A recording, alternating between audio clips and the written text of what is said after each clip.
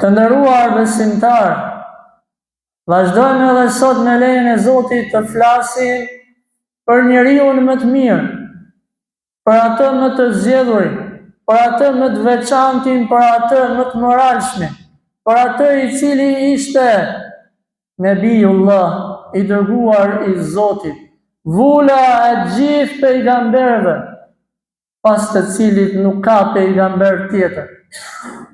Kemi treguar në hutbet tona të fundit sprovat e mëdha që po i ndodhin Muhamedit alayhi salatu wassalam, duke filluar nga vdekja e njeriu të afërm të tij, i cili edhe pse nuk ishte musliman, ishte mbështetës dhe mbrojtës i Muhamedit alayhi salam. E ky ishte xhaxha i tij Ebu Talibi, i cili në çastet e fundit të jetës ndroi jetë në fenë e të parëve të tij, ndroi jetë si idhujtar dhe jo si musliman. E më pas treguam për sprovën e vdekjes së njeriut më të dashur Muhamedit alayhis salam. Vdekja e bashortes së tij Hatixha, Allahu qoftë i kënaqur me këtë grua të madhe, e cila edhe pse ishte grua, ja kalon sot shumë prej burrave musliman. Grua e cila e dha gjithë pasurinë e saj, e dha gjithë kontributin dhe ndihmën e saj që të përhapej feja e Zotit në çastet më të vështira. E më pas Muhamedi alayhis salam do të sprovohej në Taif, siç u tregua në javën e kaluar, duke u përbuzur dhe duke u kthyer i mërzitur dhe i hidhruar për faktin se nuk do ta pranonte asnjë person Islamin nga ky qytet, nga Taifi. E në këtë gjendje i mërzitur Muhamedi alayhis salam qëndron përballë Qabes duke e lutur Zotin e gjithësisë për rrugdalje dhe për rrugzgjidhje, duke thënë: o ti, o Allah, o ti Zoti jon, o ti i cili din dhe ke në dorë çdo gjë, o ti i cili nëse thu për diçka bëhu ajo bëhet, të lutem o Zot, mjep rrugzgjidhje, të lutem o Zot, mjep rrugën e drejtë dhe rrugën e cila do të jetë fitimtar. E Allahu subhanahu wa taala, i cili është Zot i gjithësisë, i cili është Zot i lartë madhruar, kurse si nuk do ta lejë robin e tij më të mirë mbal, kurse si nuk do ta lejë Muhamedin alayhis salatu wassalam në këtë gjendje të vështirë. Në këtë periudhë Muhamedi alayhis salatu wassalam do të ndërmarrë një udhtim të cilën nuk e ka bërë asnjë njeri as para Muhamedit alayhis salam dhe as pas Muhamedit alayhis salam. Një udhtim të cilën edhe shkenca sot, e cila quhet që ka përparuar shumë, nuk mund dhe do ta bëj këtë udhtim. Bëhet fjalë për udhtimin e Isras dhe Mi'raj, që është transportimi i Muhamedit alayhis salam nga Mekka, nga Qabja e bekuar për në Mesgjidul Aqsa, xhamia në Palestinë, e nga këtu për në qiellin e 7 dhe në mbi 700.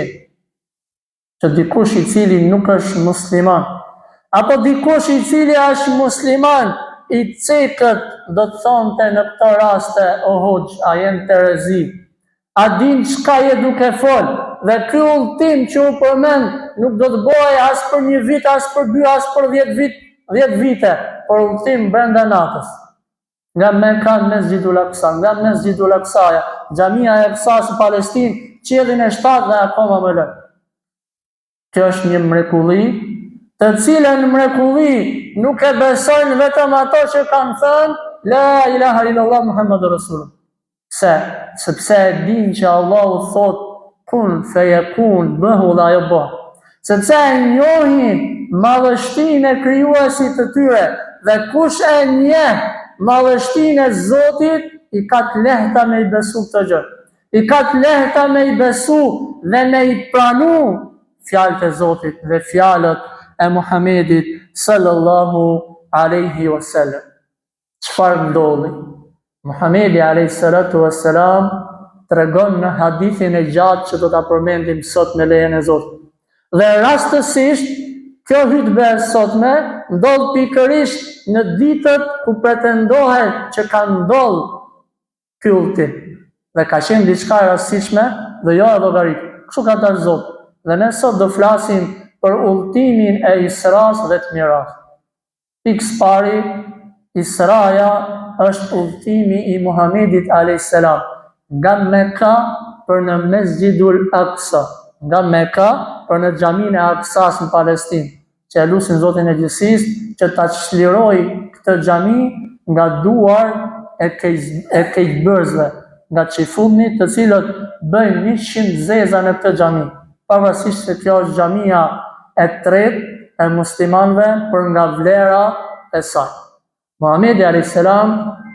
po tregon dhe po thot, isha në Qabe, ndërkohë më erdhi Gjibrili a.s. Mu paraqit Gjibrili a.s. i cili thot, më afrohet dhe për herën e dytë më bën hapjen e gjoksit. Kemi përmend në fillimet kur Muhamedi a.s. ka qenë tek ajo shërbëtorja që e kishte marrë në fshat, tek Halimeja. Dhe kur ishte në moshën 4 vjeçare, i bëhet hapja e gjoksit dhe pastrimi i zemrës tij, dhe mbushja e zemrës tij me iman dhe me moral. Do të ndodhi sërish në herën e dytë e njëjta gjë. Gjibrili a.s. vjen tek Muhamedi a.s. ja hap atij zemrën, ja lan me ujë Zemzem dhe ja pastron atë dhe ja mbush me besim dhe me iman dhe me moral. E pastaj thot Muhamedi a.s. së bashku me Gjibrilin a.s. kishte ardhur edhe një kafsh, së bashku me Gjibrilin a.s. një kafsh thot e cila ishte më e vogël se sa mushka dhe pak më e madhe se sa gomar. Unë gjitha thot së bashku me Gjibrilin a.s. mbi këtë kafsh, e cila este shumë shpejt. Sa este? Me 100 orë, me 200 apo me 300. Thot pejgamberi a.s. Este thot me një shpejtësi, sa që e hidh të hapin e saj, aq sa shikon syri largësi. Para mendo tani çfarë shpejtësie. Aq sa shikon syri shpejtësi, aq e hidh të hapin e saj. Pastaj edhe një hap tjetër, edhe një hap tjetër. E kështu Muhamedi sallallahu alaihi wasallam do të arrinte në Mesgjidul Aqsa në Palestinë.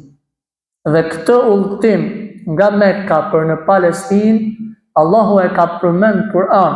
Madje një sure të plot, surja 17 e Kur'anit, është quajtur surja Isra, pra Israja dhe Mi'raji. Dhe në fillimin, në ajetin e parë, që mos lodhe shumë, të edhe unë me e gjetë, ke surja 17, se ku ka ndodhur ky udhtim, Allahu direkt në ajet parë thot ty edhe mu.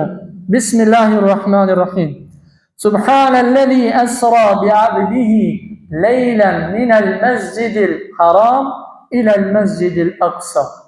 Pat meta, i lavdruar, i lartësuar qoftë Allahu, i cili e mori robin e tij, pra Muhamedin a.s. nga Mesgjidul Haram, që quhet Mekka, që quhet Qabja e bekume, për në Mesgjidul Aqsa. Në një vend thot Zoti që është vend i bekum. Kështu vazhdon ajeti kuranor. Aqsaja, një vend i bekum. Qabja, Medinja, pastaj vjen Aqsaja. Dhe kështu Muhamedi sallallahu alaihi wasallam do të arrinte në Mesgjidul Aqsa, e cila është xhamia e dytë e ndërtuar sipërfaqe të tokës. Tha Muhamedi alayhis salam, xhamia e parë që është ndërtuar është Qabja. Kush e ndërtoi Qabën? Ibrahimi alayhis salam. Pastaj tha, e dyta është xhamia e Palestinës, Mesgjidul Aqsa, xhamia e Aqsa. I thanë, o dërguari i Zotit, sa vjet diferencë largësi ka pas? Tha 40 vite. U ndërtoi Qabja, pas 40 vjetësh është ndërtuar xhamia në Palestinë.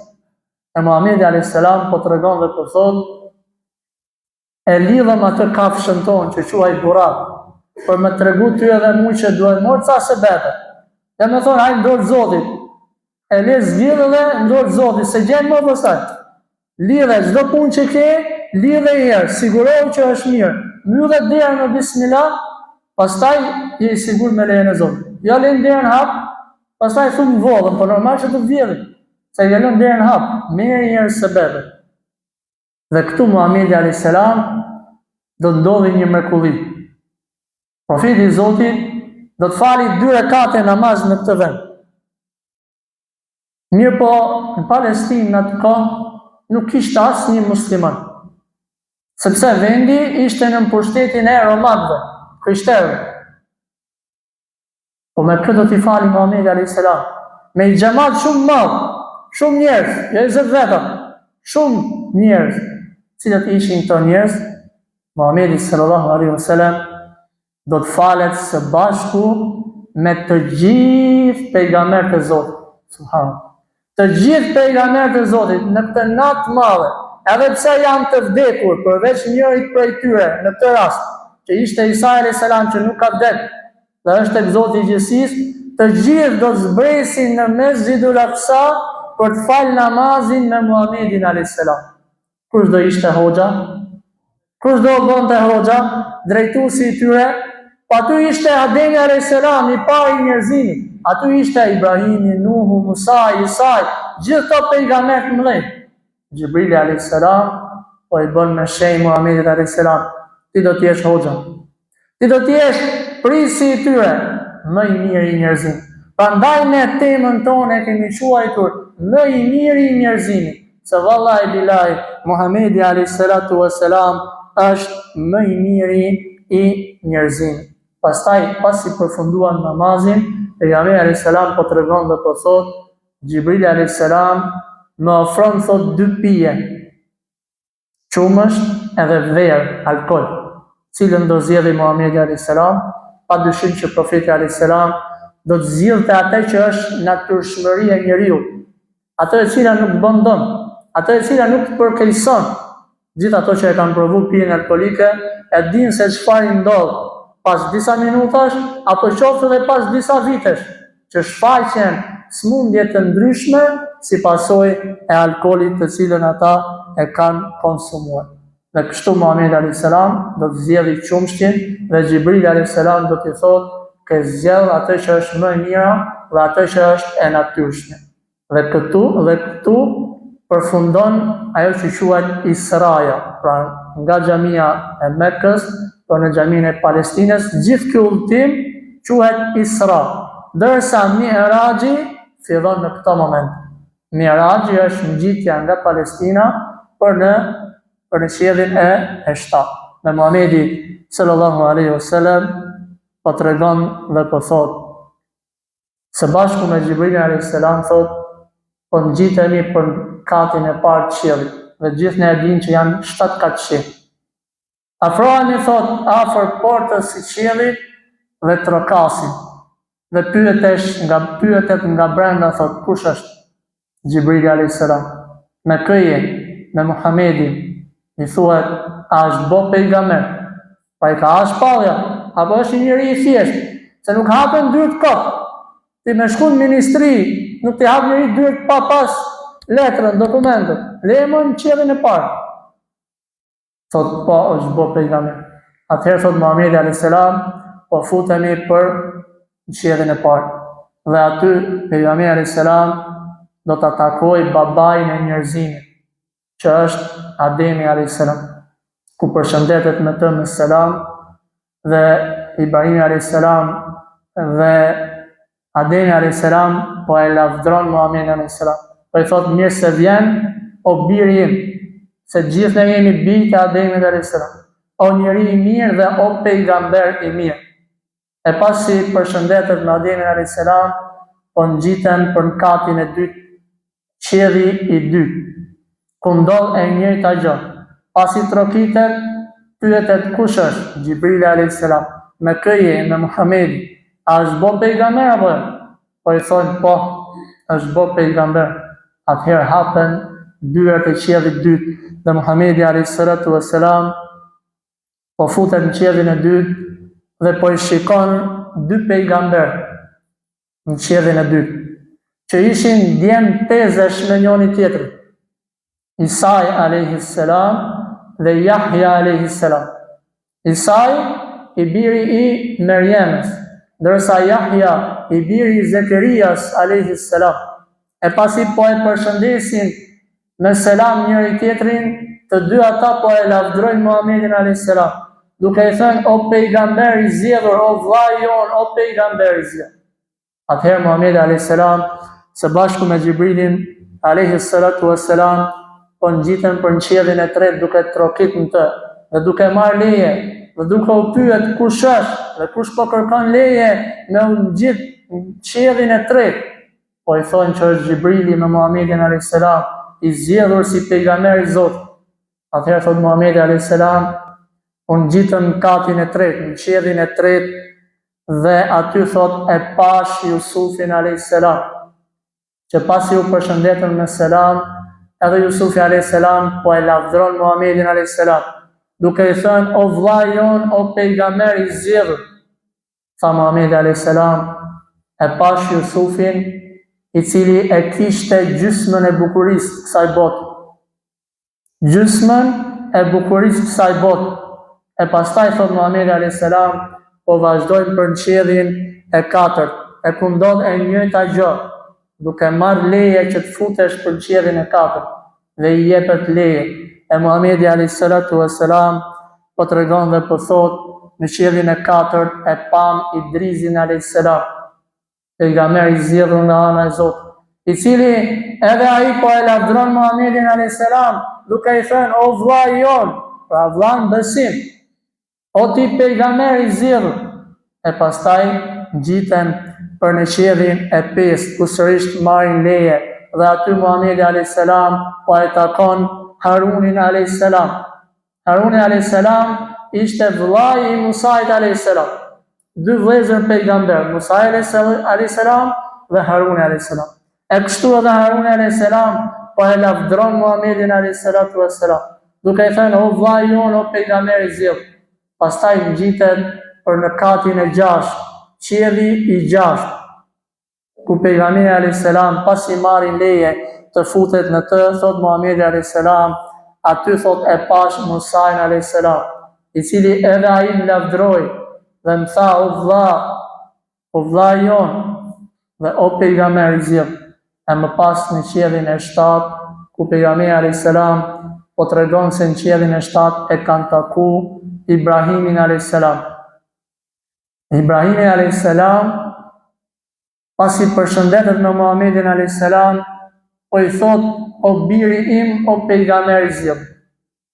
Dy profet i thonë Muhamedit a.s. o biri im. Ademi a.s. që është baba i gjithë njerëzimit, dhe Ibrahimi a.s. Po Ibrahimi a.s.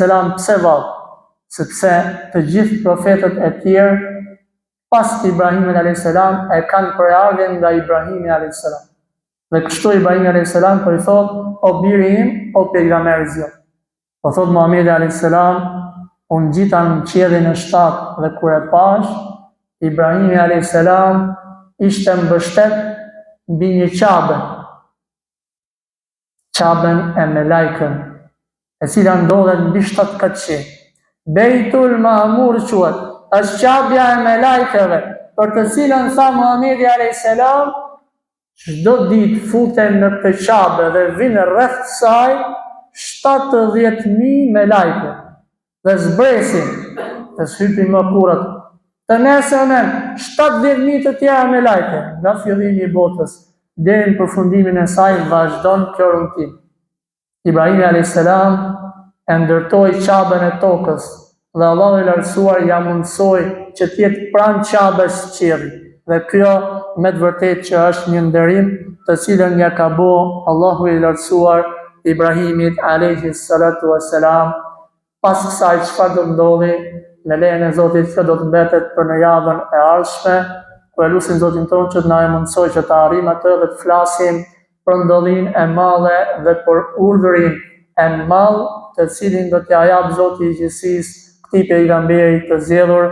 Allah në falë në mëshiroft të gjithëve, e lutim Zotin tonë, në falin e prindërit tanë, të afërmit tanë, të gjithë besimtarët dhe besimtarët kudo që janë. Subhanak Allahumma bihamdik, ashhadu an la ilaha illa ant, astaghfiruka wa atubu ilayk. Salam.